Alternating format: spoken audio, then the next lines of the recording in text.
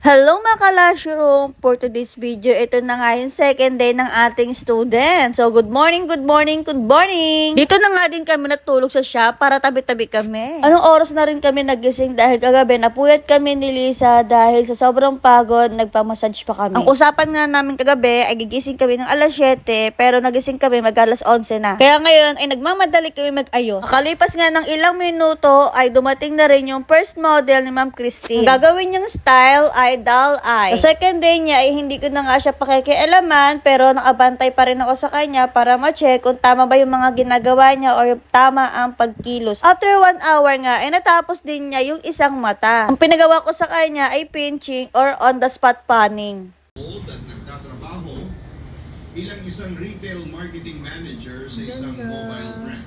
Sino ka dyan? Meron po akong dalawang anak na parehas babae. Isang 7 at isang 4. Tontuwas. Ang sarap pagmasdan kapag ganito ang view. Wala ng medyo matagal. After ng 2 hours, ay natapos na rin siya sa unang model niya. So, ayan, check na lang tayo kung may sumasabit or may natatanggal. Ganyan ang pinapagawa ko sa aking student kapag tapos na siya. Pinapacheck ko muna lahat.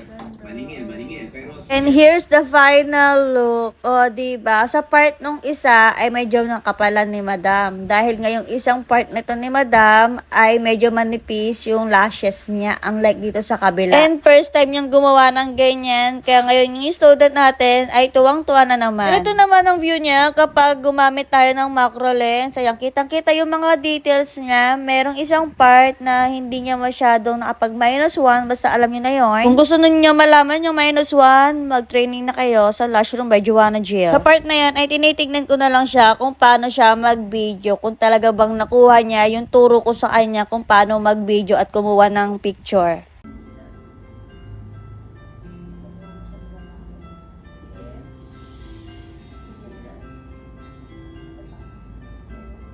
Ano naman yung pambubugaw? At least hindi ko yung nagtitinda ng laman. Pag-isipan ko. Gusto pa natin sa bagong tirahan. Hindi ko pa pinapagod gabi-gabi na ako. Hindi boy, kahit nga niya eh. Tsaka, nalaman ko, tinapuyat pala ng pamilya yun.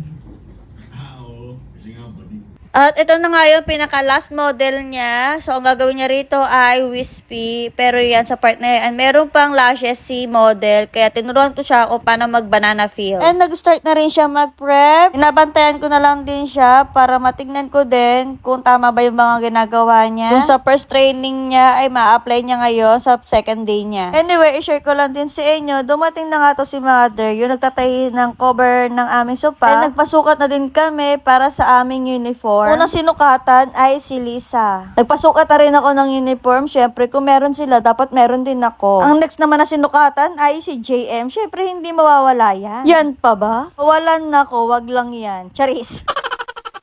Ang next naman na sinukatan ay si Seyus, yung massage therapist namin. Siyempre, pati staff namin sa spa, kailangan din meron din. And last na sinukatan, si Ate Noemi, yung aming massage therapist din. Balik na natin sa ating ginagawa. So, ayan, tapos na pala ang ating student sa last model niya. So, ganyan po ang outcome ng kanyang gawang wispy. Ganito naman po ang kanyang outcome or yung view niya kapag zoom natin gamit ang macro lens. Ang ganda, wala akong masasabi. At ayan na nga, binibidyohan na nga ng ating student ang kanyang gawa. Syempre, karapatan din nila yan. Para meron din sila pang post sa kanilang sariling page.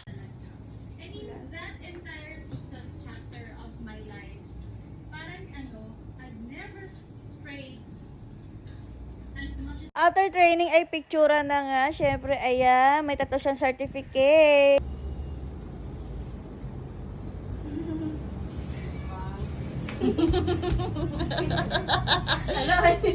Naiiyak.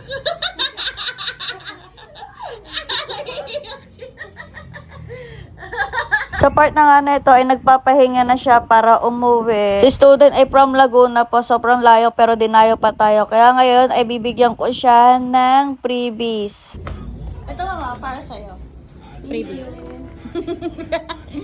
Oh ba, uwi ka na. Ito sa lahat. Lahat.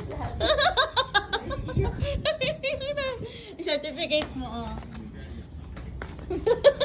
Professional na. Charot. Thank you. Thank you po. Bye-bye.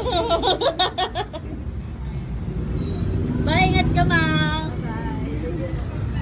Bye, ma'am. So, yan lang. Thank you for watching. Bye. Mwah.